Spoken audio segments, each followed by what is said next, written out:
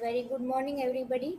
On the last day of our presentation of semester 3, I'm going to deal with the topic fashion and cultural studies. These are my academic information, and this is the table of contents which I am going to discuss in my presentation. So let's begin with what is cultural studies. First, we have to understand what is culture. So culture can be defined as the cumulative deposit of knowledge, experience, beliefs, values, attitude, meaning, hierarchies, religion, notion of time, roles, spatial relations, concept of the universe and material object and possessions acquired by a group of people in the course of generation through individual and group striving. Cultural studies is a multidisciplinary field that examines modern society. It encompasses various subjects such as media studies, sociology, globalization, and social theory.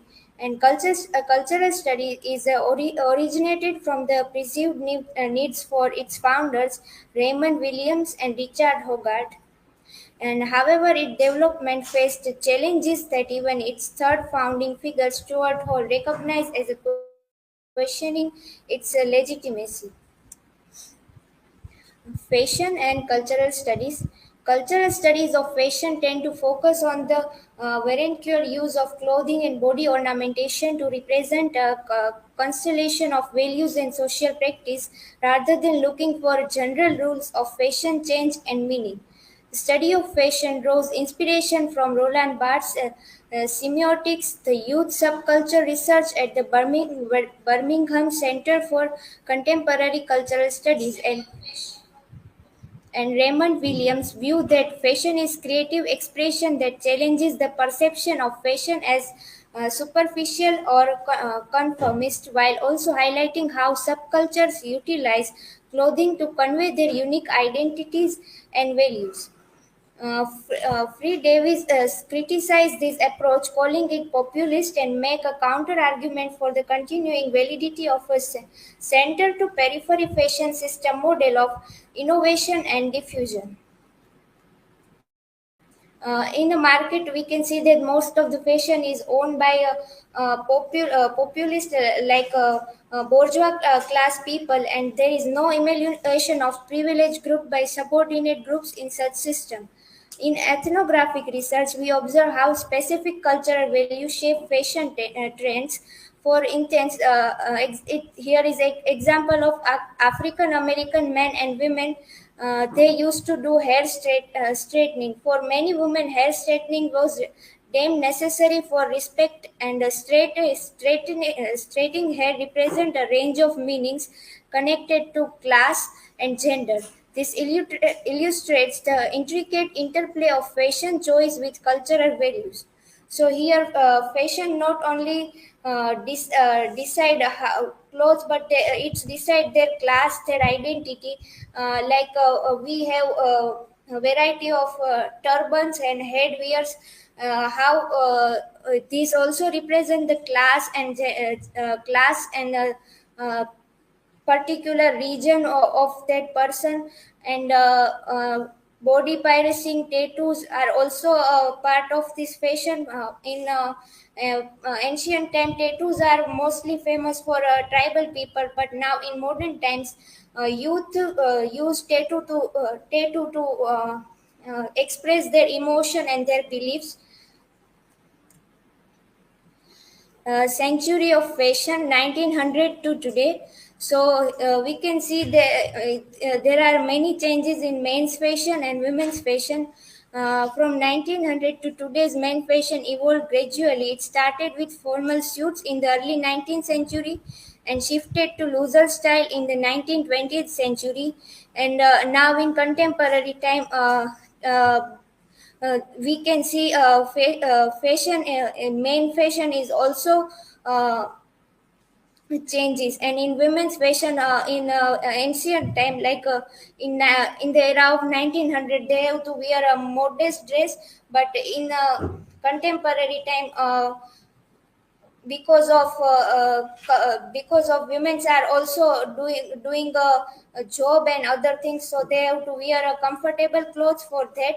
And we can find many changes in women's fashion also. Here I put a video which also shows the changes of 1900 fashion to contemporary time.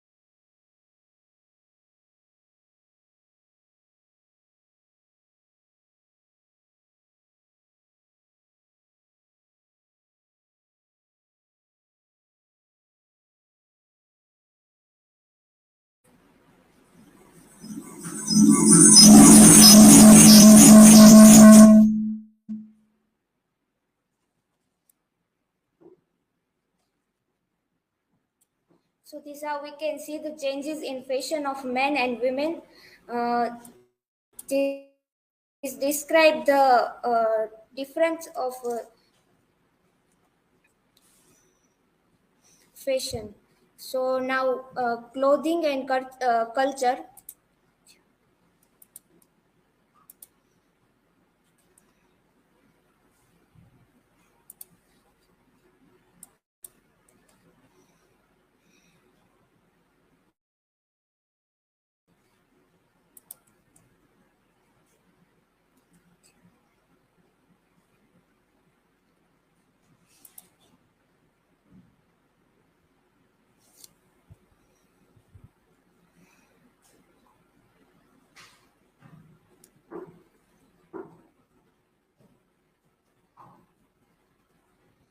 So now clothing and culture are global view.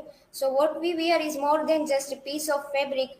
People all over the world dress to express themselves, and traditional clothing can symbolize history, culture, and identities. Different design, colors, and patterns can tell an incredible story. So these are examples of different countries. Like in India, we have so many cultural differences. According to states, we have different types of clothes for men and women. So we find lots of colorful outfits in India like sari and salwar kameez for women and dhoti and bandgala for men. And color also describe the tradition and culture. Like a bride wears mostly red color saris, and it shows the cultural value of a particular country or state. These are the examples of people of Southern Africa. They are known for their intricate beaded regalia, with women adorning beautiful skirts, long tops, and headpieces, which called ikia. Each outfit has a different shape and style depending on the occasion and the person wearing it. And in Japan, the kimono is the ultimate traditional dress to express culture. Kimonos become a symbol of Japanese culture from the 17th century and were worn by both men and women. And here is the example from Scotland. The Scottish kilt, a classic garment dating back to the 16th century, continues to be worn for ceremonies and festivals, with its tartan colors symbolizing clan heritage and occasion serving as a meaningful expression and Gaelic customs. So we can see that the different types of clothes and their colors also describe the particular culture and their personal beliefs. gender's role in the fashion. So we can see the gender's role in a fashion, like there are different types of clothes for men and women. For example, men's dress emphasize more on social power and responsibility. On the other hand, women's dresses symbolize beauty and draw attention to moral and physical development. So here we can talk about how famous brands try to use fashion psychology of men and women to selling their brands, and they decide colors associated with each gender, reflecting these messages. Gender-based fashion design is inherently embedded in the fashion industry. The color they choose is gender-specific. The design, the quality of fabric, and price tags are also they choose related to their gender. In our society, if we can see this, we also find some types of gender stereotypes, like in school uniforms, girls have to wear skirts or dress and boys have to wear pants. And in a color, we can see that there's in a childhood, from childhood we can use pink color for girls, and black and blue color for boys. So this how it describes the gender stereotypes in fashion. And another most important question is, why do men still rule the fashion industry?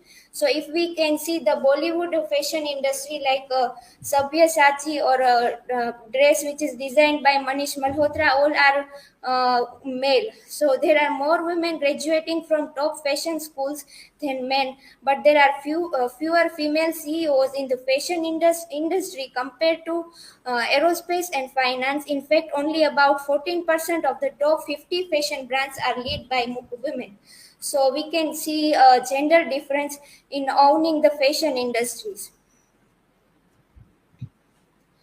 So these are some examples from Bollywood, like in the movie PK. Amir Khan wears some unusual clothes, like combining a skirt with a jacket and wearing a yellow helmet, and he wears some ornaments. So this describes that in fashion, it's not only a clothes or just a fabric, but we have to wear it according to gender, or according to the particular occasion.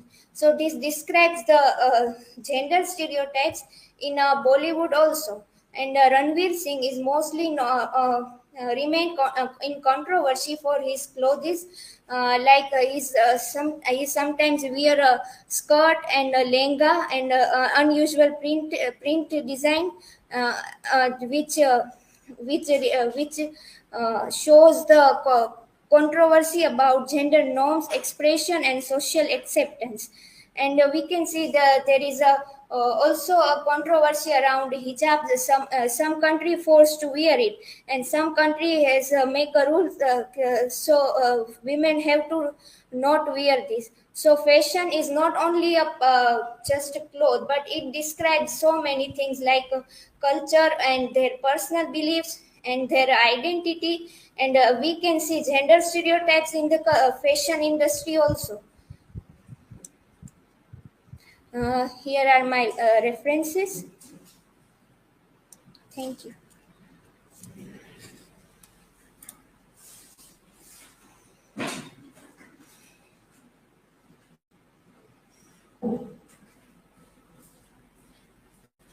So, Inicia, my question is that in realm of popular culture, can you say that the internet and social media significantly altered how people perceive and address fashion? And can it be seen in terms of changing of gender-based clothing with the time? Like in popular culture, like internet and social media are like dominant, and this has like put an impact on the clothing of people. People are like getting other culture dressing sense, they are perceiving it in their lives. So how this is changing the gender based clothing? So social media has a more major impact on our life. We can see that people following influencer and Bollywood celebrities and wear other cultures races also. And in contemporary time, we can see some gender based clothing is also a change in the now time, change in contemporary time. And some women now there are a trend of unisex clothes, so men and women also wear the same clothes, and according to their comfort they wear clothes, according to their job or profession they have to wear clothes. So in contemporary time, through social media and this film Bollywoods and these impacts change the popular this popular culture change the dressing of people.